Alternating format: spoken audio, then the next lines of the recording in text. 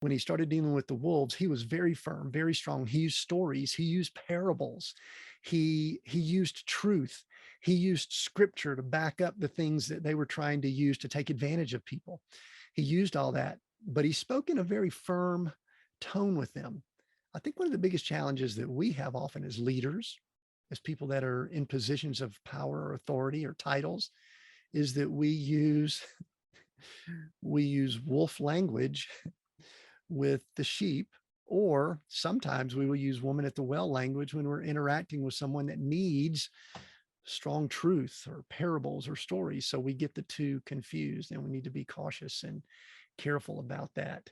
And so those are two things that I think we can learn from there. We need to really be able to use parables, stories, and to learn truth to deal with. And I think we are dealing with wolves today. We've got massive numbers of wolves that are taking advantage of sheep, and they're doing in a lot of the circles that are very difficult for us to see, just like Jesus Day. Their religion, some of them are in the church. Many of them are, of course, in our political world and businesses. We've seen it there.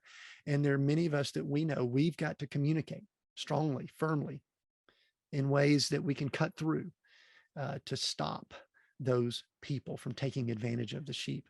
And then the last group, let's just mention this briefly before we move on.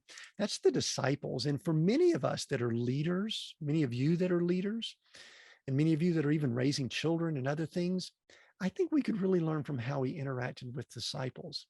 Most of the time, he used very soft, gentle language, like woman at the well, but there are times that he had to be firm. And what he really did was, this is very key, he spent a lot of time with them. He spent a lot of time with the disciples that he was teaching, educating, sharing.